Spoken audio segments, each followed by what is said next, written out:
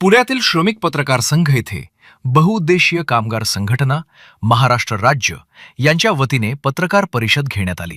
आज आपण इथं पत्रकार परिषद घेण्यामागचे बहुउद्देशीय कामगार संघटनेच्या माध्यमातून मागील 1.5 वर्षापासून आपला हा लढा चालू आहे की या पीडित महिलेला न्याय देण्यासाठी आपण सातत्याने पोलीस प्रशासनाकडे असेल, जिल्हाधिकारी असेल, मंत्रालय असेल यांच्याकडे म्हणजे आपण न्याय मागत आहोत। आमची मागणी होती की अंधश्रद्धा व जादूटोणा याच्यामधून ह्या महिलेची फसवणूक झालेली आहे आणि या महिलेवर अन्याय अत्याचार झालेले आहेत। अंधश्रद्धेतून त्या राजू राजपूत बरोबर लग्न लावून देऊन ती सर्व ह्यांची प्रॉपर्टी जी आहे, घर असतील, पैसा असेल, त्यांचे दागदागिने असतील, हे सर्व त्यांनी तिच्याकडे काढून घेऊन अक्षरशः तिला शॉक दिलेले आहे आणि कसं तरी ती जीव मुठीत घेऊन स्वतःच्या आईला घेऊन ती आपल्या लोहानगर या भागामध्ये राहिला आहे।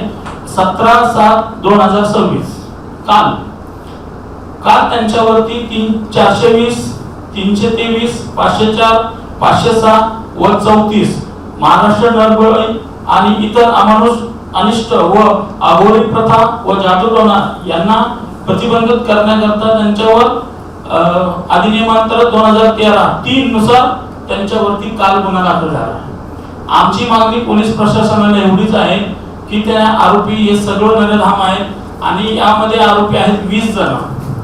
या सर्व आरोपींवरती तात्काळ पोलीस प्रशासनाने त्यांना तात्काळ अटक करून त्यांच्यावरती कठोर कारवाई झाली पाहिजे आणि त्यांना न्यायालयामध्ये म्हणजे त्यांना अटक करून त्यांना डायरेक्ट जेल एंट्री केल्या पाहिजे आणि या महिलेला खऱ्या अर्थाने त्यावेळेस न्याय मिळेल। बहुउद्देशीय कामगार संघटनेच्या वतीने या पीडित महिलेला जोपर्यंत खरा न्याय मिळत नाही आणि तोपर्यंत आम्ही त्यांच्या पाठीशी खंबीरपणे उभा आहे। आणि त्याचबरोबर या लोकांकडनं असा उठवलं जातं की हे पैशासाठी करतायत, त्यांना पैसे पाहिजेत म्हणून आमच्यावर आरोप करतायत, खोटे नाटे आरोप करतायत। पोलीस प्रशासनाला आम्ही पुरावे देतो त्यावेळेस तर गुन्हे दाखल होत आहेत, पुरावे नसतील तर आम्ही गुन्हे दाखल होईल कसे, अशी ह्या लोकांकडनं धमक्या मिळतात। त्या संदर्भात पण पोलीस प्रशासनाने दखल घेतली पाहिजे। आज उद्या आम्हाला काय बरं वाईट झालं की ह्या महिलेला काय बरं वाईट झाले तर सरळ ह्या सर्वांना त्या याच्यामध्ये इन्व्हॉल्व करावं, कारण या एकट्या राहणाऱ्या महिला आहेत आणि यांच्या मागे कुणी नाही। आता आम्ही चळवळीत काम करतो, आम्हाला कुठे घातपात होऊ शकतो, याच्यावर तो ह्या महिलेवर, ह्या पीडित महिलेवर पण होऊ शकतो। त्याच्यामुळे आम्ही पत्रकार परिषद घेण्याचं मागचं कारण हे आणि पुढे भविष्यामध्ये आता या सगळ्या आरोपीला तात्काळ अटक केली नाही तर आम्ही आंदोलनाची भूमिका घेणार आहोत। अंधश्रद्धेच्या आड एका पीडित महिलेची फसवणूक, तिच्यावर लैंगिक अत्याचार आणि जबरी मारहाण झाल्याचा गंभीर आरोप करण्यात आला।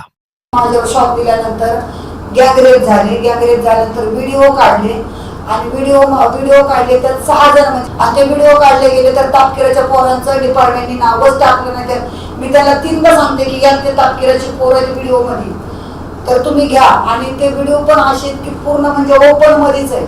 तर मी रडून बोंबलून पार मी रॉकेल वतून घेतलं, तुमच्या पाया पडते सर, माझी इज्जत काय सगळ्या बांधची इज्जत एकच आहे, तर तुम्ही असं करू नका।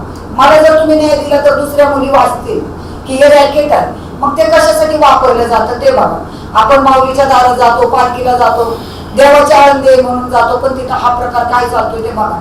ताबे मारी, हे व्हिडिओ हे काय प्रकार आहे आणि हे सगळे माझ्यापर्यंतच काय येतात, कारण काय तर हे शोधा। पण शेवटपर्यंत डिपार्टमेंटने ना 2009 पासून तर मदत केलीच नाही। शेवटीला आत्ता या बहुउद्देशीय संघटनेकडे मी धाव घेतली, ते पण हे विनोद भाऊ माझ्या शेजारी राहतात। ते म्हणले आमचा अध्यक्ष असा आहे की तुमच्या कामाला म्हणजे पूर्ण साथच द्या, किती काय झालं तर। मग 1.5 वर्षापूर्वी यांच्याकडे अर्ज दिला, तेव्हापासून आहे ना ही टीम माझ्यासोबत लढती। या प्रकरणातील आरोपींवर भारतीय दंड संहितेतील कलम 420, 323, 504, 506, 34 तसेच इतर संबंधित कलमांनुसार गुन्हा दाखल झाल्याचे सांगण्यात आले। आरोपींना तात्काळ अटक करून पीडितेला न्याय मिळावा अशी जोरदार मागणी संघटनेने केली आहे।